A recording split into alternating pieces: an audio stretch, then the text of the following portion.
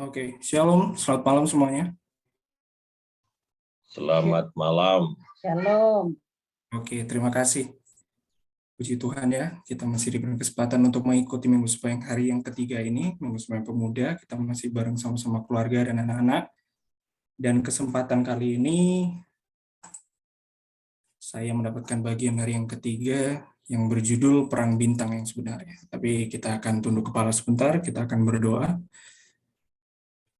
Maha besar Tuhan Bapa kami bertali dalam kerajaan surga yang mulia.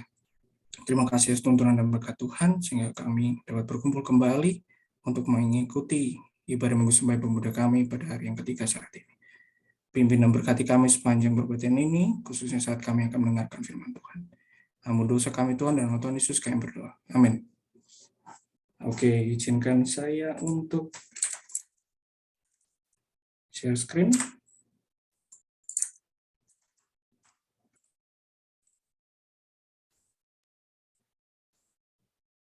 Oke. Sudah muncul ya? Terlihat ya? Oke. Minggu Sembahyang Pemuda hari yang ketiga dengan judul Perang Bintang yang sebenarnya. Di sini ayat intinya ada di Wahyu 12 ayat yang ke-7 sampai yang ke-8. Oke. Mungkin ada yang familiar ya mungkin dari kita. Dengan ada gambar di pojok itu ada tulisan "A long time ago in a galaxy far, far away". Di sini ada mungkin yang pecinta atau Mas Aldin mesti tahu ini ya. Nah ini bahasa Indonesianya itu dulu di galaksi yang sangat jauh. Maka dimulailah Perang Bintang. Salah satu serial film paling sukses dalam sejarah. Penciptanya adalah George Lucas yang pada tahun 70-an memproduksi seri pertama dari 9 film yang telah menarik perhatian jutaan orang. Bahasa Inggrisnya Perang Bintang itu apa, Rafa? Perang Bintang. Star Wars.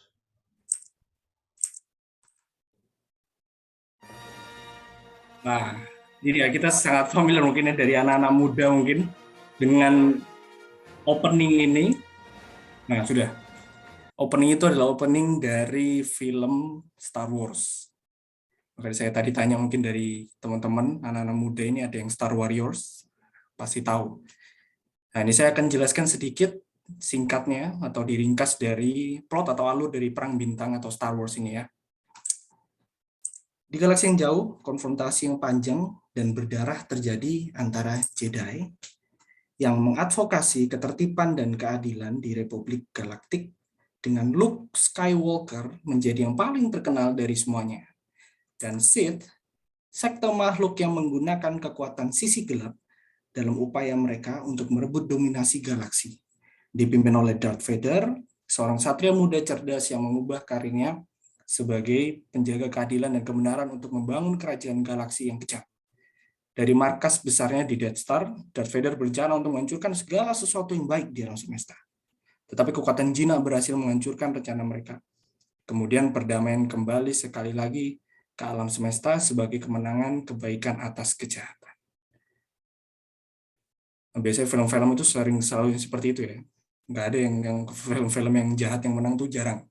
Adapun itu 1001 lah ya.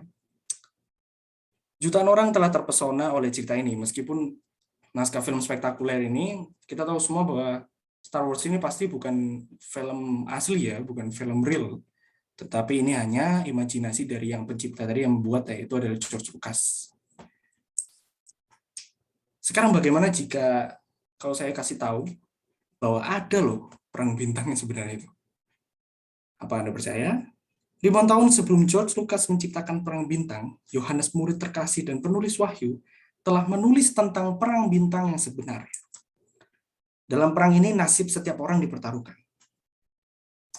Perang Bintang yang sebenarnya ini dikenal sebagai The Conflict of the Ages atau The Great Controversy. Bahasa Indonesia kemenangan akhir. Wahyu menyajikan kepada kita dalam warna penuh dan dengan efek khusus konflik kosmik ini. Di dalam Wahyu 12 ayat 7 sampai 9, dan terjadilah perang di surga, Mikael dan para malaikatnya berperang melawan naga itu. Dan naga itu bertempur dan para malaikatnya dan tidak menang. Tempat mereka juga tidak ditemukan lagi di surga. Dan naga besar itu diusir, ular tua itu yang disebut iblis dan setan yang menipu seluruh dunia. Dia diusir ke bumi dan para malaikatnya diusir bersamanya. Jadi mari kita pelajari drama perang bintang yang sebenarnya. Untuk melakukan ini, saya akan bagi pembahasan ini menjadi 3 bagian. 3 parts. Yang pertama, major actor atau main actor, yaitu adalah aktor utamanya kita akan bahas. Yang kedua adalah episode-nya. Kita akan tur episode yang berbeda, ada beberapa episode dan sebagainya. Terus yang terakhir adalah hasil akhir atau result.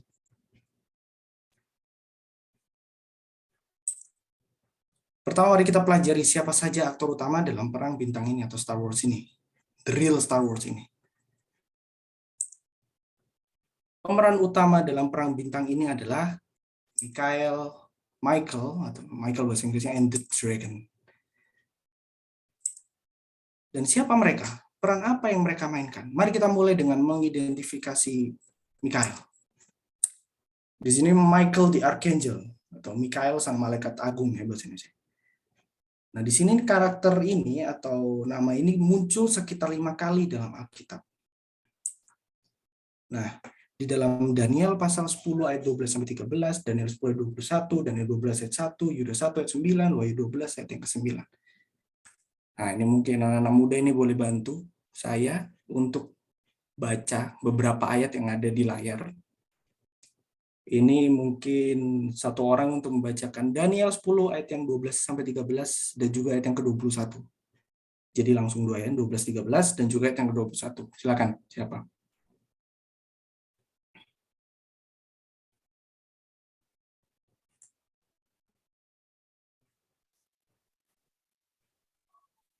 Ayo, anak-anak muda. Monggo. Daniel 10 ayat 12 dan 13. Lalu katanya kepadaku, janganlah takut, Daniel, sebab telah didengar perkataanmu sejak hari pertama engkau berniat untuk mendapat pengertian dan untuk merendahkan dirimu di hadapan Allahmu. Dan aku datang oleh karena perkataanmu. Ayat ke-13. Pemimpin kerajaan orang Persia berdiri 21 hari lamanya menentang aku. Tetapi kemudian Mikael, salah seorang dari pemimpin termuka, datang menolong aku dan aku meninggalkan dia di sana berhadapan dengan raja-raja orang Persia. Daniel 10 ayat 21. Namun demikian, aku akan memberitahukan kepadamu apa yang tercantum dalam Alkitab kebenaran. Oke, terima kasih, Dinadin. Di sini dijelaskan bahwa Mikael ini berperang mengatasnamakan dia adalah nabi. Boleh selanjutnya ayat yang Daniel 12 ayat yang ke-1. Daniel 12 ayat 1. Pada waktu itu juga akan muncul Mikael, pemimpin besar itu, yang akan mendampingi anak-anak bangsamu, dan akan ada suatu waktu kesesakan yang besar, seperti yang belum pernah terjadi sejak ada bangsa-bangsa sampai pada waktu itu. Tetapi pada waktu itu bangsamu akan terluput, yakni barang siapa yang didapati namanya tertulis dalam kitab itu. Terima kasih. Dikatakan bahwa di akhir zaman Mikael akan bangkit untuk membebaskan umat pilihan Allah. Selanjutnya Yudas 1 ayat yang ke-9. Yudas 1 ayat 9. Tetapi penghulu malaikat Mikael ketika dalam suatu perselisihan bertengkar dengan iblis mengenai mayat Musa, tidak berani menghakimi iblis itu dengan kata-kata hujatan, tetapi berkata, kiranya Tuhan menghardik engkau. Terima kasih. Kita bisa melihat dia berperang kita bisa melihat dia bersaing dengan setan untuk mendapatkan tubuh Musa. Dan ayat yang terakhir ada Wahyu 12 ayat yang ke-9. Wahyu 12 ayat yang ke-9.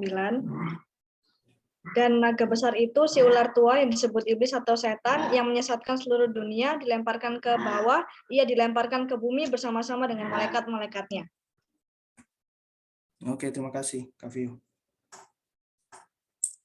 Ada 2 kunci yang memungkinkan kita untuk mengidentifikasi Mikael. Yang pertama, namanya datang kepada kita dari bahasa Ibrani, Mikael, yang artinya adalah siapa yang seperti Tuhan. Dan yang kedua, menurut Yudas 1 ayat 9, Mikael itu adalah malaikat utama. Dan menurut Daniel adalah kepala para pangeran. Itu di dalam Daniel 10:13 dan juga 21 tadi. Dengan dua kunci ini, kita dapat sampai pada kesimpulan ya, bahwa Mikael adalah Yesus Kristus. Yesus setara dengan Allah di dalam Yohanes 1 ayat 1 sampai ketiga, dan disebut sebagai malaikat agung di dalam 1 Tesalonika 4 ayat 16. Menjadi jelas tentang siapa Mikael, mari kita kenali the dragon atau sang naga ini. Di dalam Wahyu 12 ayat 9 mengatakan bahwa naga adalah ular kuno yang disebut iblis dan setan. Di sini ditulis ya, dan naga besar itu si ular tua yang disebut iblis atau setan, yang menyesatkan seluruh dunia, dilemparkan ke bawah, ya dilemparkan ke bumi bersama-sama dengan malaikat-malaikatnya. Perhatikan bahwa naga itu adalah setan, musuh bebuyutan Tuhan. Di sisi lain, setiap kali topik ini disampaikan, ada pertanyaan muncul. Siapa yang menciptakan setan? Apa asal-usulnya? Yesaya 14 ayat 12 sampai 14 dan Yehezkiel 28 ayat yang ke-11 sampai yang ke-19 mengungkapkan bahwa Tuhan menciptakan makhluk yang sempurna bernama Lucifer, sebuah nama yang berarti, ini namanya keren ya. Ini berarti kan namanya itu sebenarnya bagus banget. Berarti pembawa terang. Dia adalah meterai kesempurnaan, penuh kebijaksanaan dan keindahan yang sempurna. Semua itu perfect gitu loh ya, nama Lucifer. Itu dapat di Yehezkiel 28, tepatnya ada yang ke-12. Tetapi suatu hari dia berhenti memandang Tuhan untuk merenungkan dirinya sendiri. Akibatnya apa? Ia dipenuhi dengan kejahatan dan dosa. Di dalam Yehezkiel 28 ayat yang ke-16. Makhluk yang pernah menjadi pembawa terang dari kehendak bebasnya sendiri menjadi setan, musuh Tuhan dan pencipta kejahatan. Saya simpulkan bahwa Yesus, pangeran kehidupan, dan setan, pencetus dosa, adalah karakter utama dalam perang bintang yang sebenarnya. Jesus and Satan, the real Star Wars berarti ya. Nah, kita akan bahas yang kedua di bagian kedua, di bagian episode-episodenya. Episode pertama terjadi di surga itu sendiri, dan kami menyebutnya, yaitu adalah di sini pemberontakan. Wahyu 12 ayat yang ke-7 mengatakan bahwa ada perang di surga. Sekarang penting bagi kita untuk memahami bahwa ini bukanlah perang fisik. Kata perang yang digunakan oleh Yohanes berasal dari istilah Yunani, polemos, dari mana kata polemi yang terkenal berasal. Perang ini dimulai sebagai perang ide dan argumen. Setan yang adalah bapa kebohongan berusaha dengan segala cara untuk menodai karakter Tuhan. Tujuannya adalah untuk bangkit dan merebut tempat Allah. Yesaya 14 ayat 12 sampai 14. Setan berkata bahwa Tuhan adalah seorang tiran yang dia inginkan hanyalah membuat makhluknya tunduk. Ellen G. White mengomentari episode pertama ini. Dia menulis, Lucifer, kerub atau kerub, yang menutupi. Kerub artinya adalah makhluk surgawi yang bersayap. Tadi saya coba cek gambar itu kayak keren gitu, kayak ada singa, muka kayak binatang dan sebagainya, atau apa. Terus ada sayapnya gitu. Ingin menjadi yang pertama di surga. Dia berusaha untuk menguasai makhluk surgawi untuk menarik mereka menjauhi dari pencipta mereka.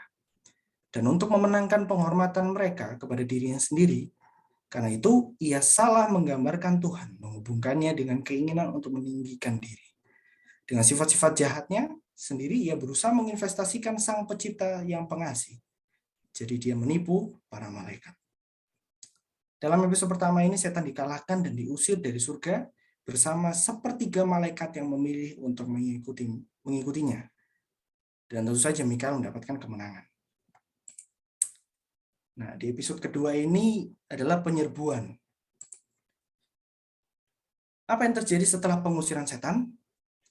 Tuhan menciptakan ciptaan yang luar biasa. Kejadian pasal 1 mengatakan bahwa Tuhan menciptakan segala sesuatu dalam 6 hari dan bahwa pada hari ke-6 dia melakukan penciptaan manusia.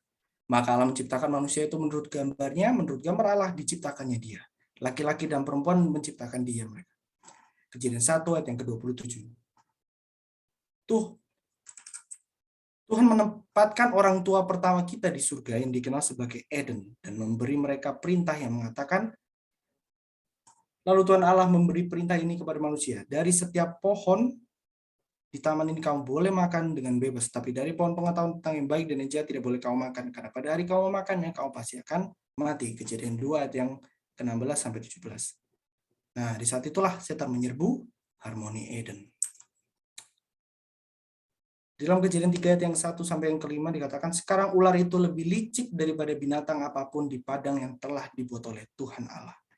Dan dia berkata kepada wanita itu, apakah Tuhan benar-benar berfirman, janganlah kau memakan setiap pohon di taman ini? Dan wanita itu berkata kepada ular itu, kami boleh memakan buah pohon-pohonan di taman ini. Tetapi tentang buah yang ada di tengah-tengah taman itu, Allah berfirman, jangan kamu makan dan jangan kamu sentuh, nanti kamu mati. Kemudian ular itu berkata kepada wanita itu, kamu akan belum tentu mati. Karena Allah mengetahui bahwa pada hari kamu memakannya, matamu akan terbuka dan kamu akan menjadi seperti Allah, mengetahui yang baik dan yang jahat. Nah, ya, sayangnya orang tua pertama kita tidak menaati Tuhan dan akibatnya menjadi budak setan. Ada mungkin bertanya-tanya, kita semua mungkin bertanya-tanya, mengapa Tuhan mengizinkan pencobaan ini? Mengapa dia tidak menjauhkan setan dari Adam dan Hawa? Adalah baik bagi kita untuk memahami bahwa Tuhan adalah Tuhan kebebasan. Dia tidak hanya membuat robot untuk mengendalikan mereka dari jarak jauh. Adam dan Hawa memiliki kehendak bebas. Mereka bisa memilih antara menaati Tuhan atau tidak menaatinya. Sayangnya mereka memilih jalan ketidaktaatan. Seringkali juga, terutama saya bertanya-tanya, itu kan tempatnya suci dulu. Sebelum saya tahu kalau memang seperti dan sebagainya, tempatnya suci dan sebagainya, itu tempatnya kan, wah itu baik dan sebagainya. Tapi kok bisa ada bla bla bla dan sebagainya. Ternyata Tuhan itu Tuhan yang kebebasan. Dia ngasih sama Adam dan Hawa itu memang, udah kamu tahu mana yang jahat, mana yang baik. Kamu akan pilih, pilihanmu kamu mau 1 atau 2, hitam, putih, dan sebagainya. Jadi tidak ada karena Tuhan itu dia hidup di taman Eden dan sebagainya, sehingga dia akan berpikir suci dan sebagainya. Tapi Tuhan memberikan kebebasan penuh kepada Adam dan Hawa.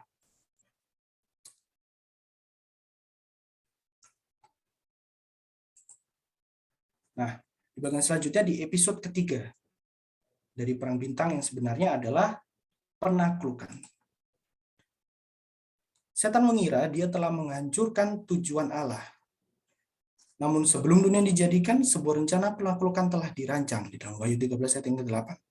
Setelah kejatuhan, Tuhan menjanjikan seorang penyelamat yang akan mengakhiri pemerintahan kejahatan. Dan aku akan mengadakan permusuhan antara engkau dan wanita itu, dan antara benihmu dan benihnya, itu akan meremukkan kepalamu, dan engkau akan meremukkan tumitnya. Kejadian 3 ayat yang ke-15. Pembebas ini tidak lain adalah Mikael. Tuhan kita Yesus akan menggantikan manusia yang jatuh dan menghadapi setan dan pasukan iblisnya. Dan memang, begitu Mikael pangeran inkarnasi yang agung, yang kematian membayar harga tebusan. Tetapi tidak tinggal di dalam kubur, tetapi pada hari ketiga bangkit kembali dan menaklukkan kerajaan maut. Ibrani 2 ayat yang ke-14. Dengan kelahiran, kehidupan, kematian, dan kebangkitannya, Yesus dimahkotai sebagai pemenang dan dalam perang bintang yang sebenarnya. Berkat kemenangan seluruh alam semesta memperoleh kemenangan atas setan. Sekarang datanglah keselamatan dan kekuatan dan kerajaan Allah kita dan kuasa Kristusnya.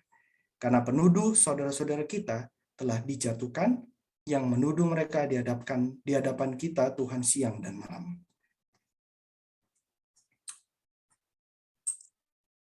Kita akan melihat hasil akhir dari perang bintang yang sebenarnya ini. Tidak ada keraguan ya kalau kerajaan jahat akan dihancurkan selamanya. Wahyu 20 ayat yang ke-10 mengatakan bahwa iblis akan dilemparkan ke dalam lautan api. Nah, ini kehancurannya itu akan jadi final dari cerita. Ellen G. White dengan kata puitis menyajikan akhir dari perang bintang yang sebenarnya. Dia berkata, di bukunya kontroversi besar berakhir. Dosa dan orang berdosa tidak ada lagi. Seluruh alam semesta bersih, satu denyut harmoni dan kegembiraan berdenyut melalui ciptaan yang luas. Dari Dia menciptakan semua mengalir kehidupan dan cahaya dan kegembiraan ke seluruh alam ruang yang tak terbatas, dari atom terkecil hingga dunia terbesar. Segala sesuatu hidup dan mati. dalam keindahan yang tak terbayang dan kegembiraan sempurna, menyatakan bahwa Tuhan adalah cinta. Itu sudah di bagian akhir. Apa kebenaran sentral dari perang bintang yang sebenarnya? Yesus adalah pemenang yang hebat. Penaklukannya bahkan melampaui eksploitasi imajinasi Jedi atau Skywalker. Kemenangannya di kayu salib adalah nyata dan luar biasa. Dan semua orang yang percaya kepadanya menikmati kemenangannya di masa sekarang dan akan mengalami realitasnya yang mulia untuk selama-lamanya. Di sini ada cerita. Seorang perempuan bernama Jennifer pergi dengan beberapa teman untuk berjalan-jalan di sekitar kota.